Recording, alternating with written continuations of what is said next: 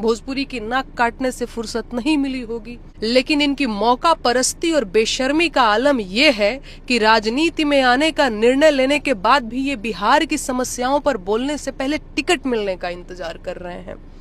क्या ये तमाम भैया जी और दीदी जी लोग बिना टिकट मिले बिहार की समस्याओं पर बात नहीं करेंगे, या अभी पार्टी के एजेंडे के मुताबिक समस्याओं का चयन करेंगे? इन्हें बेरोजगारी और पलायन नहीं दिख रहा है, या लाठी खाते विद्यार्थी नहीं दिख रहे हैं? ये जहरीली शराब से हुई मौतों के बारे में नहीं जानते, या अस्पताल के बाहर मरते मरीजों की खबरें इन तक नहीं पहुंच रही? अब सुनिए सीधी बात, तो सरकारी मंचों की मिठाई खा लीजिए या सरकार की आंखों में आंख डालकर सवाल पूछ लीजिए। बिहार का चुनाव करीब आते ही बिहार के सभी गायक गायिकाओं को विधायक बनने की तलब लगने लगी है। सबको टिकट चाहिए। कुछ लोगों को गरीबों की लाठी बनना है और बिहार को बदल देना है।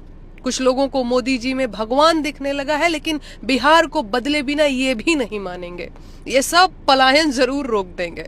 वाह भाई वाह, बिहार पिछले तमाम सालों से अपराध और भ्रष्टाचार में डूबा हुआ है। हर साल जहरीली शराब से मौतें होनी तय हैं। रोजगार मांगने पर छात्र जानवरों की तरफ पीटे जाते हैं। एग्जाम होने के बाद पेपर आउट होने की खबर आना दस्तूर सा बन गया है।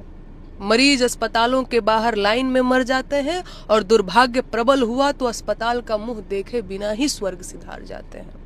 बाकी पुल तो खैर गिरते ही रहते हैं।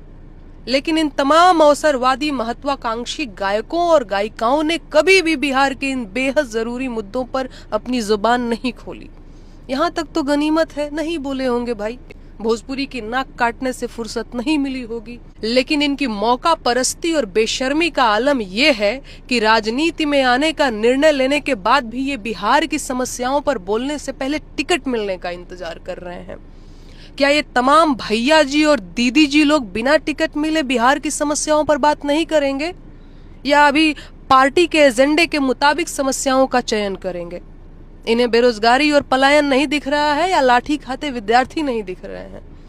ये जहरीली शराब से हुई मौतों के बारे में नहीं जानते, या अस्पताल के बाहर मरते मरीजों की खबरें इन तक नहीं पहुंच रही? अब सुनिए सीधी बात, तो सरकारी मंचों की मिठाई खा लीजिए या सरकार की आंखों में आंख डालकर सवाल पूछ लीजिए। चापलूसी और सवाल जवाब एक साथ नहीं हो सकता।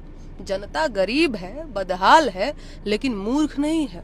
उसे आपकी सेवा भावना का भी खूब आभास है और आपकी महत्वाकांक्षा भी उसे बाकायदा मालूम है। आम जनता का मसीहा बनने की इतनी तलब है तो पहले जमीन पर उनकी लड़ाई लड़िए, जनता के असली सिपाही बनिए, सरकार से सवाल पूछिए, दमन झेलिए, मुकदमे झेलिए, वरना जनता खूब समझ रही है कि आपको उनकी इतनी सेवा क्यों करनी है। बाकी स्वास्थ्य मेरा ठीक नहीं है, इसीलिए मैं ज्यादा बोल नहीं पा रही हूँ। शायद आवाज में भी कुछ ऐसे आप लोगों को समझ में आ रहा होगा, लेकिन मैं मिलती रहूंगी, ऐसे ही प्रयास करूंगी मैं।